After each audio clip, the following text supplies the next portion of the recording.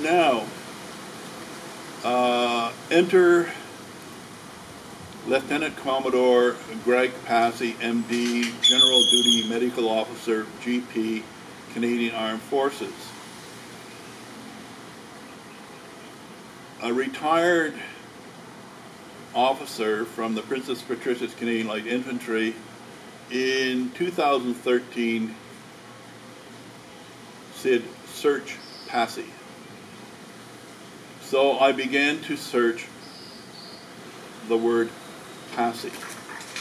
And we only gave me 2 words, search Passy. And I eventually found an article in the Canadian Psychiatric Journal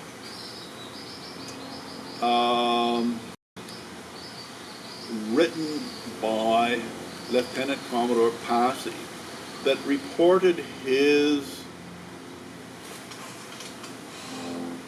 research on PTSD. Now, I had never seen any reference before to Passy and PTSD. And he said he had found 20% of the soldiers of 3 combat arms units, 1st Combat Engineers, 2nd Battle Group, Royal Canadian Regiment, and 2 PPCLI. And so I took this article down the road to 2 retired officers, one who had commanded the Royal Canadian Regiment and one who had been the administrative officer at CFB Chilliwack when Passy said he did his research in 1993. And the general said, "Well, Passy couldn't have done this research. I would have known." And the Lieutenant Colonel Wayne Danke, the late Lieutenant Colonel Wayne Danke, who was very important in this story, who passed away about 5 years ago, said, "Well, I was a base admin officer, and he couldn't have done this research. I would have known." So then I found more articles, including a March 1994 article in Maclean's magazine. The title was "An Army's Hidden Wounds," and it described how all these soldiers were suffering from PTSD, and Passy was reporting basically the same information he'd written in the 2009 Psychiatric Journal. And I said, wow. Then in November of 1994, the Canadian Medical Association Journal published a long report about Passy's PTSD research. And he was basically saying, 20% of the soldiers of the same 3 combat arms units had PTSD. And so I'm saying, this is really, really strange. So this is all happening between March of 2013 and in March of 2015, I had enough information that I confronted Passy. And I sent him an email with a number of questions, and I was basically interested in his methodology. How did he do this research? So he sent me an email stating that he did the research by himself. It was based on a questionnaire.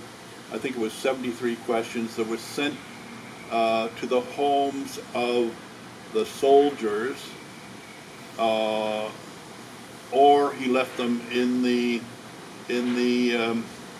unit orderly rooms, which is the head office.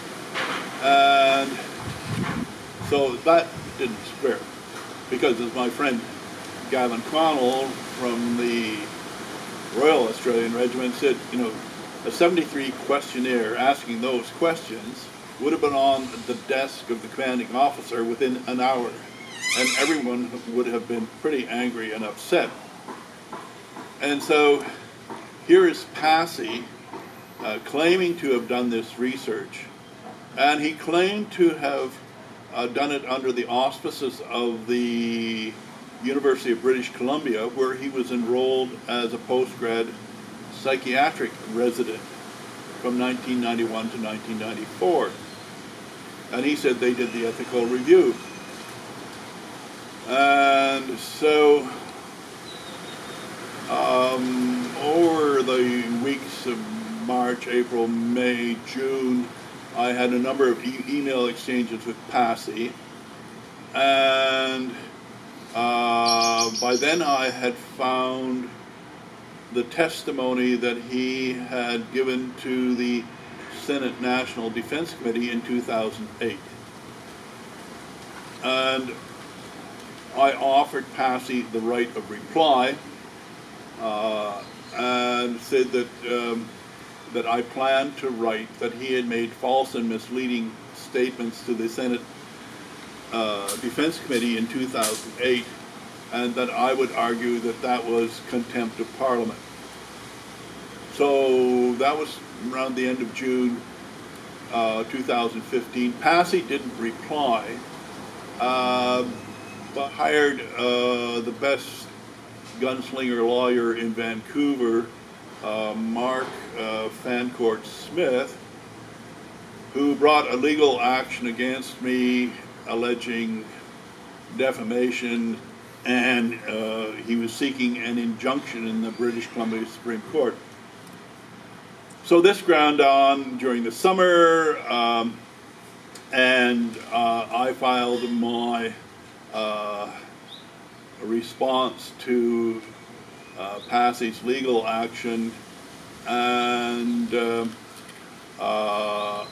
in October of 2015, Passy was granted an injunction.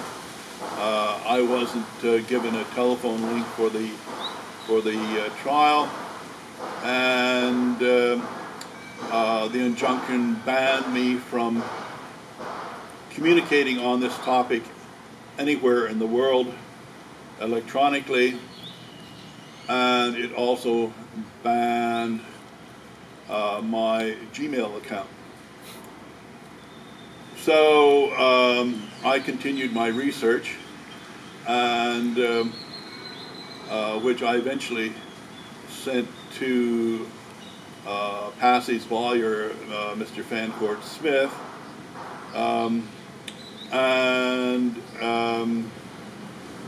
actually Gmail didn't ban my account until I sent my research to Fancourt Smith, who got another court order to Gmail to ban my account, or block my account. So that was 2017.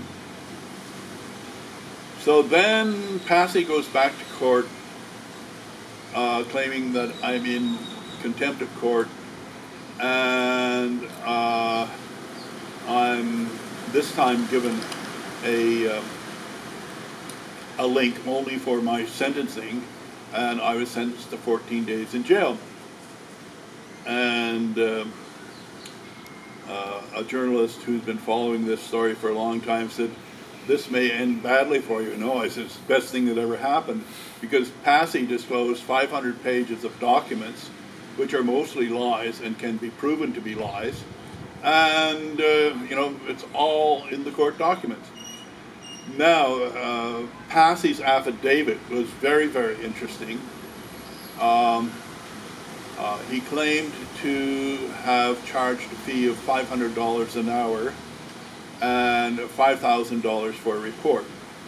So at 1,000 hours a year and 100 reports, Passy claims to have been making $1 million a year.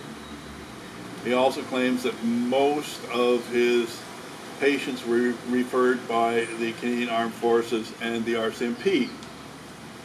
And also included in his affidavit are 2 reports written by Passy and Dr. David J. Crockett. a psychology professor at UBC. And you don't have to have a PhD in psychology to realize that this information is so mediocre that it would never have been published in a medical journal. And so, but they claim, or Passy claims, to have presented this to the 1999 Sharp inquiry.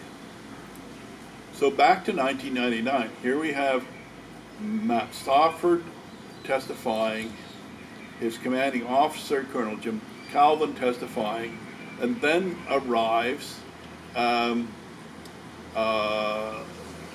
Passy and Dr. David J. Crockett, and they present this information.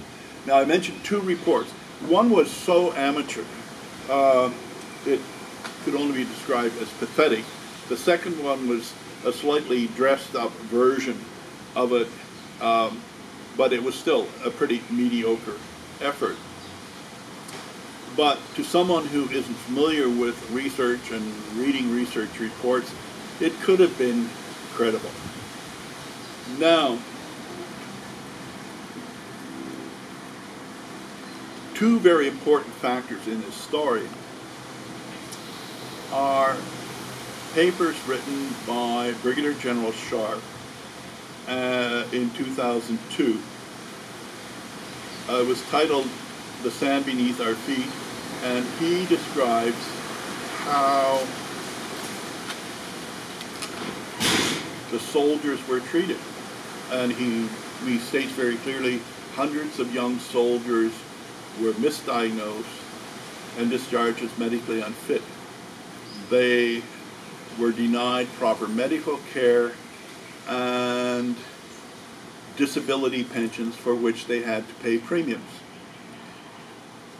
Another paper, both papers were presented to a Challenge for Change conference in Kingston in the summer of 2002.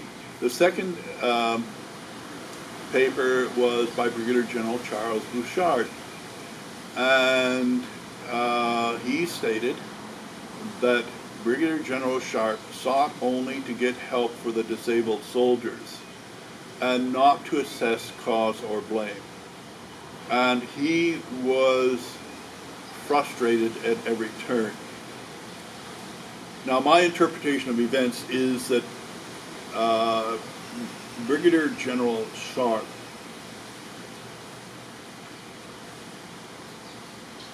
figured out that the inquiry had been bamboozled. And this part of the story happens within 500 meters of where we're sitting. And a winter neighbor, a retired Air Force colonel, and I were discussing this, and it became quite apparent that we both had quite a lot of information, but approached it from different angles. And when he put my information together with his information, he said, "There's something terribly wrong here. Joe Sharp is a friend of mine, and when I get back to Ottawa, I will report this to him." So this was in February of 2000.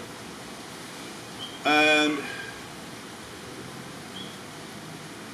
the same officer returned in February of 2002. He didn't come back in 2001.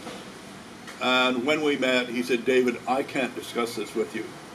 I have had a visit, and I've been told that if I discuss this with you, they will make my life very difficult." But his parting words were, "Your hypothesis is valid. There's a cover-up, and the motive is money." And he said, "Keep going." So that's 2002. And I think what happened, and Brigadier General Sharp would probably tell you this, is that when the officer returned from Mexico, and disclosed the information that I had and he had, Brigadier General Sharp realized there was something terribly wrong with the inquiry. So, so the officer in 2000 helped me write 20 questions for the Minister of Defense. So I had these questions in my file, and in the summer of 2002, I faxed them with friends from the home of friends I was staying with in Stratford to the Minister of Defense. And I really didn't expect a reply. Well, in October of 2002, the Minister of Defense, what's his name? I'll think in a minute, sent me a reply and a 5-page detailed reply by Canadian Forces epidemiologist Dr. Mark Zaborski, and it confirmed what we knew. I gave a copy of this reply from the minister to General Carr. General Carr read it and said, "This proves that this is a civilian-run cover-up." He said, "It refers to General Dallaire as Major General, and he's a Lieutenant General." He said, "No one in the Canadian Armed Forces would have made that mistake." So, also in the summer of 2002, I find a report that the Canadian Forces Surgeon General, Major General Pierre Morissette, had resigned in 1993. And I went to see General Carr, and I said, this is really strange. The fact that the Surgeon General resigned halfway through his 3-year term. I said, it's one of the best jobs in medicine in Canada. Something must be wrong. So he said, well, if Pierre Morissette resigned, there's something very wrong. He was my flight surgeon when I commanded the Royal Canadian Air Force. And he's a man of high integrity, highly respected, and if he resigned, there's something very wrong. So he went to see Major General Morissette, who after he resigned was the administrator of the little regional hospital in Buckingham, Quebec. And when he returned, General Carr said, "David,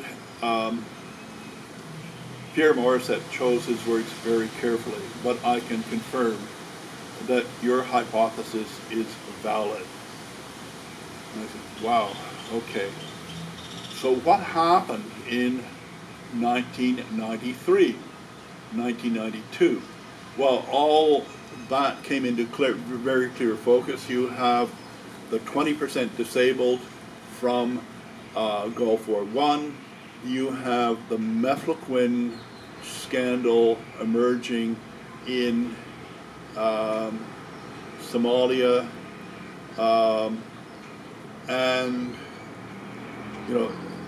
there was something very, very wrong. So now the events of 1990 to 1993 are important. Prime Minister Mulroney was the Prime Minister. His Minister of Defense was Marcel Maas, who was also known as the Minister of Arts and Crafts. And the Minister of Health was Benoit Bouchard. So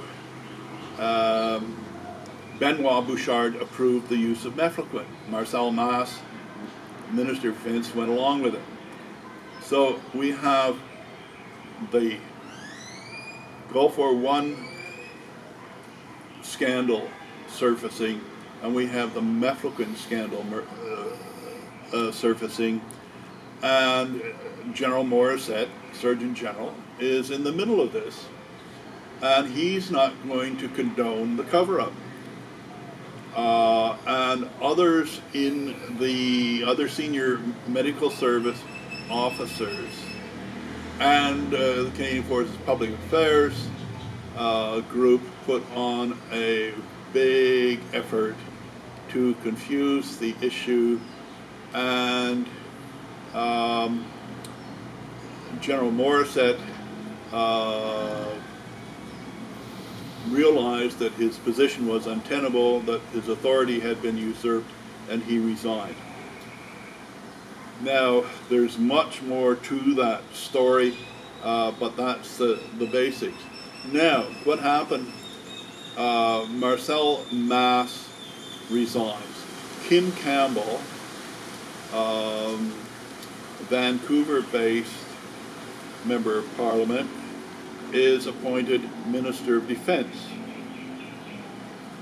And then Prime Minister Mulroney resigns in June or July, and she's appointed Prime Minister. And the real question here is, was Kim Campbell fully briefed on the various scandals? And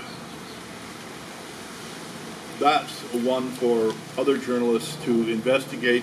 My hunch is that she was. And so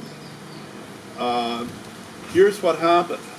Kim Campbell was appointed Consul General of Los Angeles, the biggest plum in the Canadian global affairs system outside of London and Paris. Okay.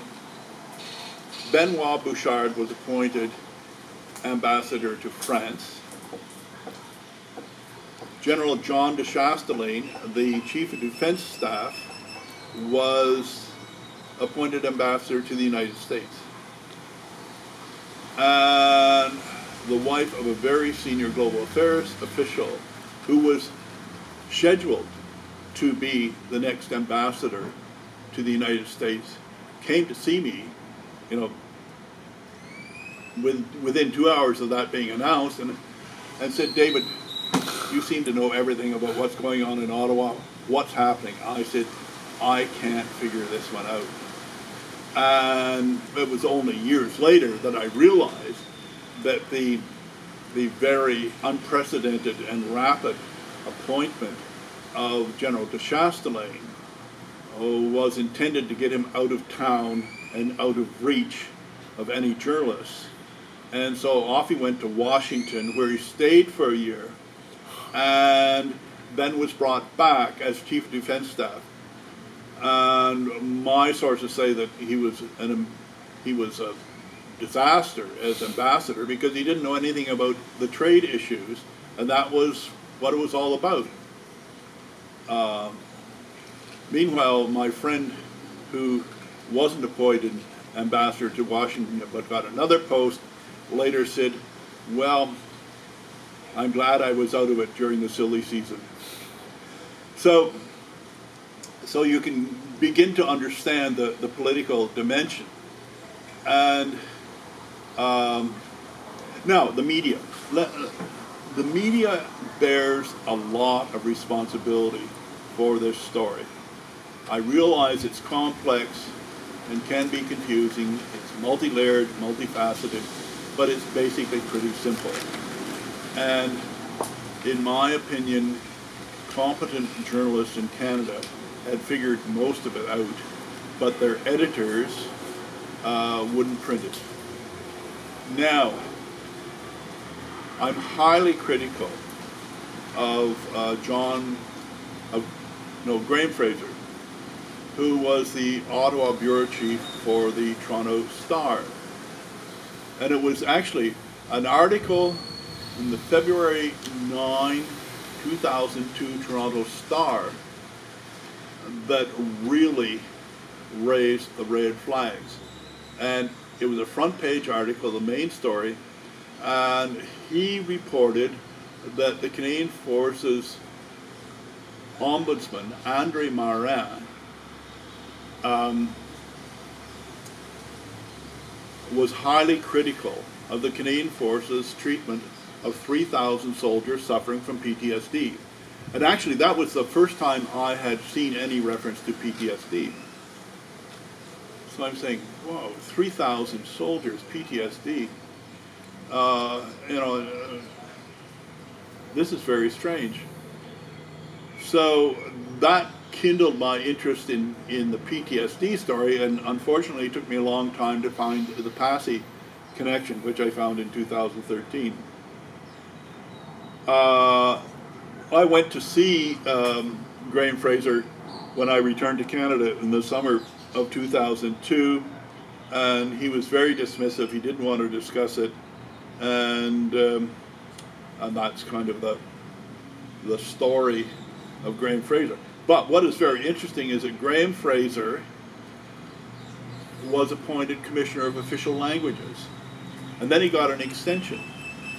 And so, he's just one of many people who got posh sinecures who were close to this story. They were bribing them, essentially. Yeah, they were paying for silence. Yeah. And so, and a leading veterans advocate, Captain retired Sean Breu, who was diagnosed or disabled after Gulf War I, and was very well informed. Summed up a discussion with me in the summer of 2009. He said, David, the only thing that surprised me is that they didn't make you a senator. He said, anyone who got close to the story got some kind of posh sinecure. And so I laughed. This was at the time, this is very important. There was a very high-profile suicide in Afghanistan in 2009. Major Michelle Knight Mendes, I think is her name. And she came from a little town near Trenton. And she was a highly respected officer, had been deployed to Afghanistan, and she took her own life in the barracks in Afghanistan.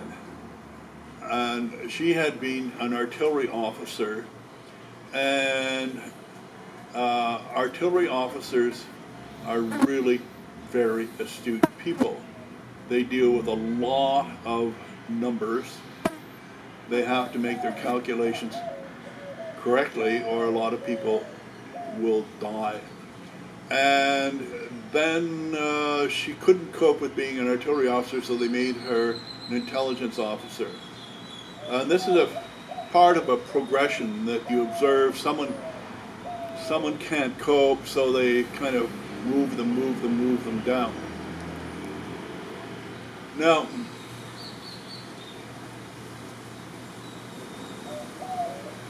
how did they keep this under the radar for so long? Well, part of the story is that disabled soldiers who just couldn't keep up were sent off to holding units. They were called Special Personnel Holding Units. It was kind of soldiers' no man's land. And they were away from their families, they were away from other soldiers, and they were widely dispersed. So no one got to see the impact of this disease in one place at one time. And actually it was Colonel Jim Calvin who explained the organization of the battle groups, and which explains a lot. In short, the battle groups were comprised of 400 or 500 regular Army soldiers, infantry, from the Royal Canadian Regiment, the Princess Patricias, and so on. And then they were augmented by regular soldiers from signals regiments, engineers, other specialist medics and so on, and a lot of reservists. And so in the case of the two PPCLI, they returned from Bosnia in October of 1993. And they were immediately dispersed. The regular force soldiers were given a month's leave, so they didn't get to spend any time at headquarters where they could have compared notes. The reservists and the augmentees were sent to their units, 63 different units across Canada. So the problems were so widely dispersed that they didn't come into focus. And that's a big factor in this story.